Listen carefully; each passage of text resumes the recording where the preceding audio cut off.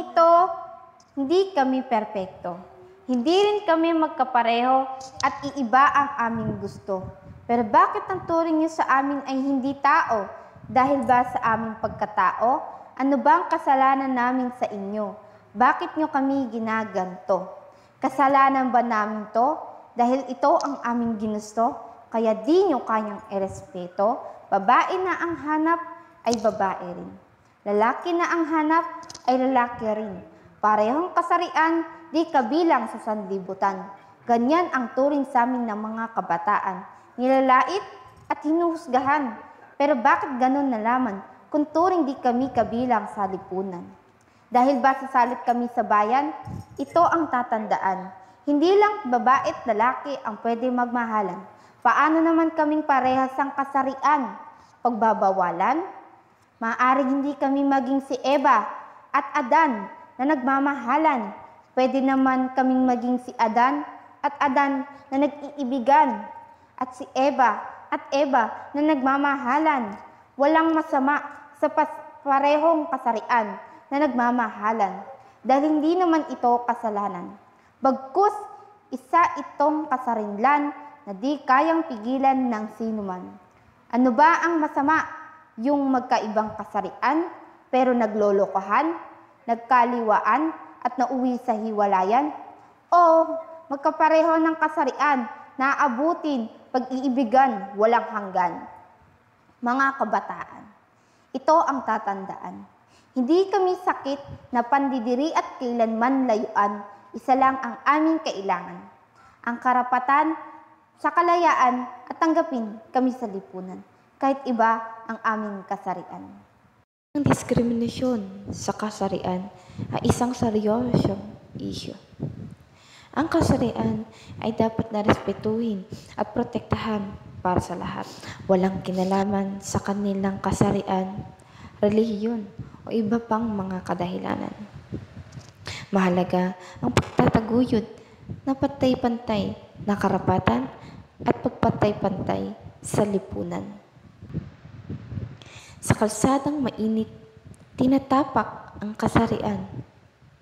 Boses ng kakaibang kulay, hindi narinig ng karamihan. Mga matay naglalakbay sa mundong naiiba. Diskriminasyon, ang alon, naghihintay na humagipis.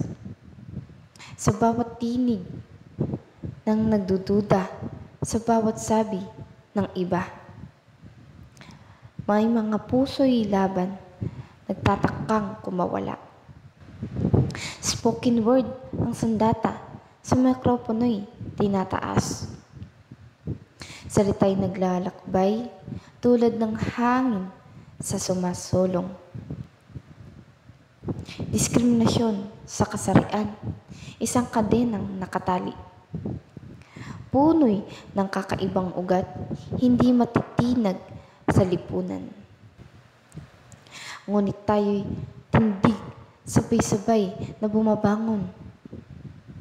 Spoken word, ang lakas, bumabalot sa bawat tono. Sa bawat kwento ng pag-ibig, may pangalan at kulay. Walang mas mataas, walang mas mababa. Pantay-pantay. Sa spoken word, tinatanggal ang takot. Boses ng pag-asa, naglalakbay sa hangin lumilipad. Ang diskriminasyon, pagtataas ng mga kamay. Sabay-sabay, lumaban, tayo'y magtatagumpay. Sa spoken word, lihim na bumabalot sa hangin.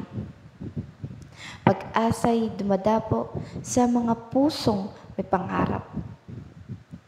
Sa bayang puno ng kulay at tinig. Diskriminasyon, bakit ganyan ang alingaw-ngaw? Kasarinlan, itinatago sa dilim. Ang boses ng iba, itinatakwil ng lipunan. Bawat kulay, bawat wika. Pantay-pantay Sana, ngunit may agwat. Sa panlipas ng oras, ang laban ay nilalabanan.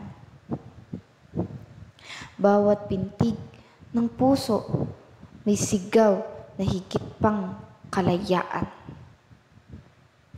Huwag itago ang yaman ng kakaibang kultura. Sa puso'y ng bawat isa, tayo'y magtatagumpay. Diskriminasyon ay hamon kailangan nating lagpasan. Sa pag-uunlad ng bayan, ang kasarinlan ay ilawan. Sa ilalim ng lihim na gabi, ang tinig ng diskriminasyon ay bumabangon. Mga matay naglalantad ng pag-iisa. Kasarinlan, saan ka na? Ang kulay, wika at kulturay alingaw-ngaw. Bawat isa'y may kwento, huwag itagong. Kamay sa kamay, tahakin ang landas. Laban sa pag-aapi, tayo'y magkakapatid. Sa paligid ng kaharian ng kakaibang pangarap. Ang pag-asa'y sumisiklab, nagliliyab. Ano ang bawat pag-aangat, isang sigaw sa kalangitan. Sa kasarinlan, tayo'y magtatagumpay na tulad ng buwan.